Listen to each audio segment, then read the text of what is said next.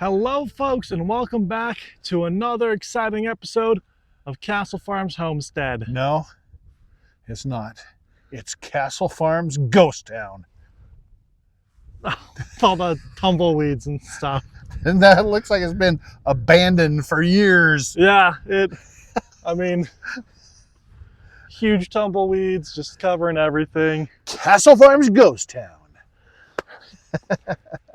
But as all of you avid watchers know, you've already seen us put up this utility shed once before and put the insulation on it and everything and watched it fall down, and we're putting it back up. So this is just a continuation of the repairing of the utility shed, trying to get back to a point where we can be moving one step closer towards our goals. But today, there's going to be some exciting stuff going on, so don't miss it. Intro.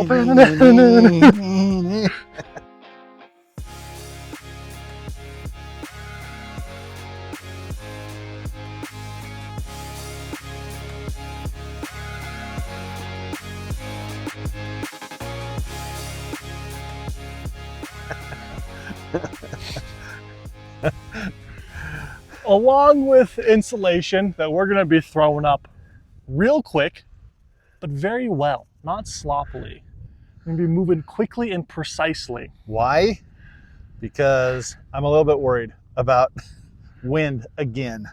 I'm looking at the forecast, and starting tomorrow afternoon, winds are starting to pick up, and for 3 days straight, we'll have winds in the 20 to 30 plus mile per hour. That is not good. And that's picking up from what it has been, which is windy. It's been off and on. Yeah. Like right now, it's a breeze. Uh-huh. This is doable. But I mean, earlier today it was pretty windy too. Yeah. Anyway, we gotta hurry. We're gonna be putting insulation on, and then instead of doing all insulation all at once, we're doing one wall at a time. I don't know. I think we're just going to throw up insulation as fast as we can right now. Boom, boom, boom, boom, boom. If we can get it all done, get it all done. And then tomorrow morning, we're throwing on the plywood. Okay. To add shear strength. So as much insulation as we can right now. Yep. Tomorrow, putting on the plywood, adding that shear strength like you said. Yep. So wish us luck. Let's go! But first, we've got to get rid of these remnants of the ghost town. And for that, I'm putting gloves on. Otherwise, I'm going to be pricked to death trying to get these things out. They're sticky. Stickerly. Smart move.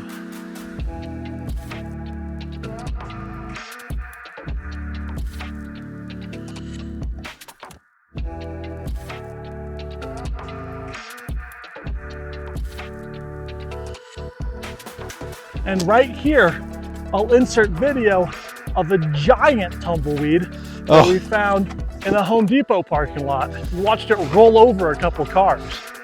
Yeah, it's too bad we didn't have the video going when it came over and just blew over the top of these cars. It was gigantic. As you can see by the size of Brady next to it.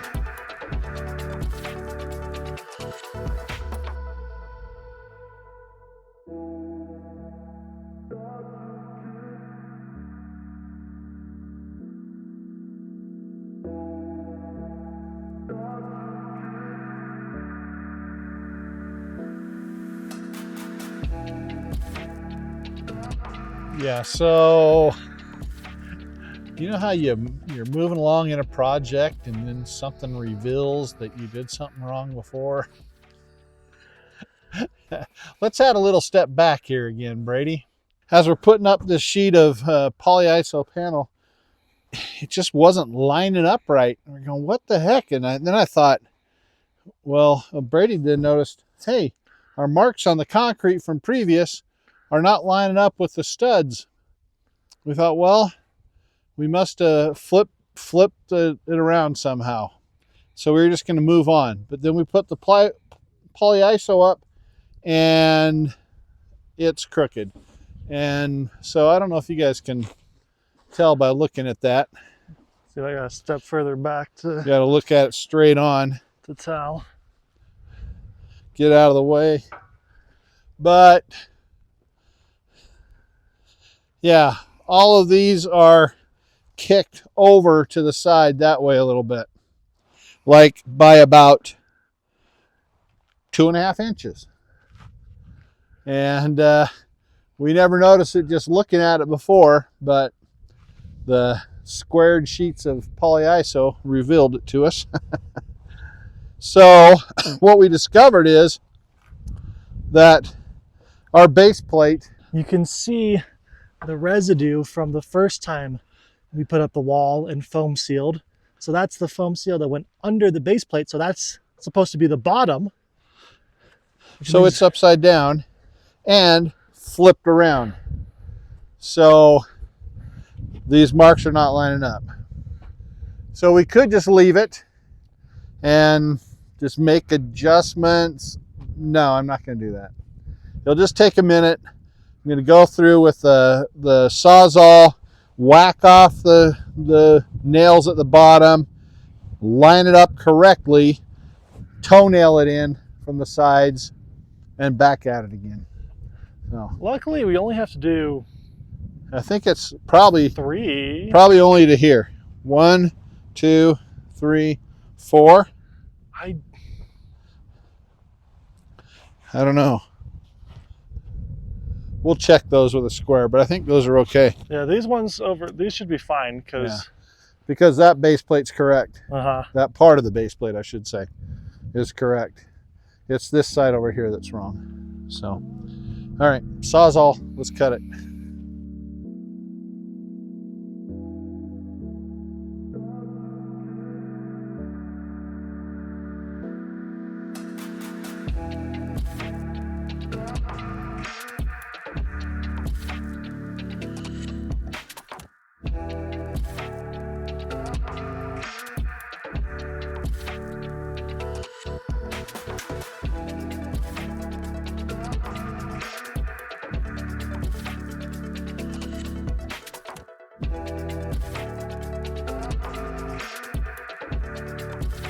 Beautiful. Close enough anyway. We'll take it. All right, that wasn't too long a fix. No, wasn't bad at all. It's not a mistake if you don't correct it. It's only a mistake if you don't correct it. It's not a mistake if you don't, yeah, whatever he said.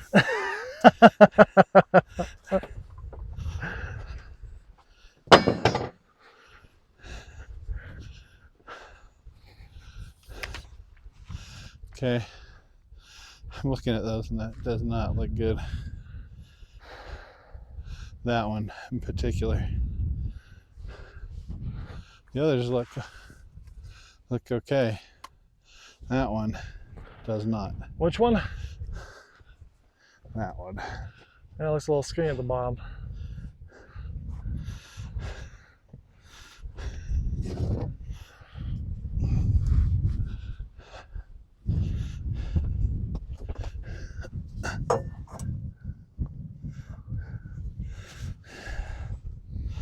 So according to that, it says straight, but I don't like it. And you know what I would have done? Measured. Lined them up with the marks on the concrete. Except, well, because the top's in the correct place and the mark on the bottom on the concrete's in the correct place. So that's why we got a larger space here, because both of those are going opposite direction at the bottom.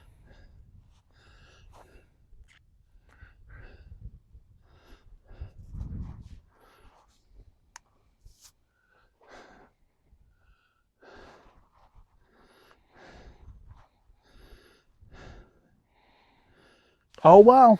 yeah, I guess it should be lined up to the concrete.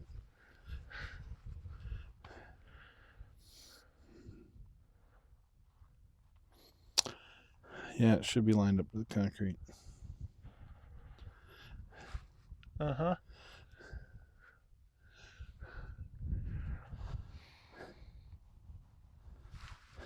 Close enough.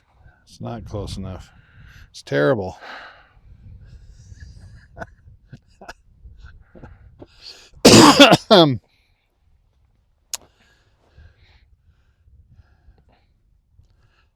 So why did my square fail me? Because the wood's not straight. Yeah, the wood's not straight. But I mean, like, that's so far out. I mean, it's... Go get a tape measure. We need a tape measure to just verify top and bottom. Where's the tape measure? In the fifth wheel. We're so good at this. Now that we've corrected them for the second time, hopefully, fingers crossed, everything lines up. Forget everything you saw. These are not the mistakes you're looking for. Nothing happened. I don't know what you're talking about. There you go. It was perfect right to start with. Oh my gosh.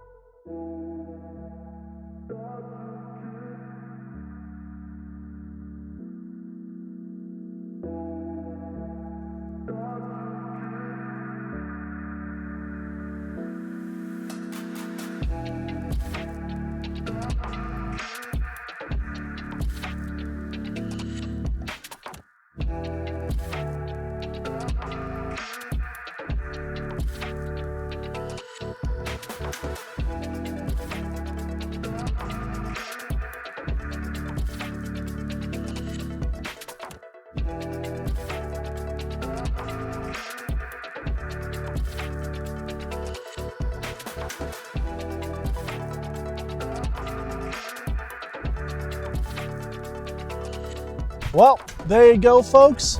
A bit of the sheathing process with the utility shed here. I mean, you can see we got all of this side done. Most of this side, just the tail end down there. And then on the back side, we just don't have the top strip on it. Yeah, we're not doing the ends of that front wall or the back wall because we still have to put that end wall down there up, the whole wall, before we can go around it with everything. So we're holding off on sheathing that.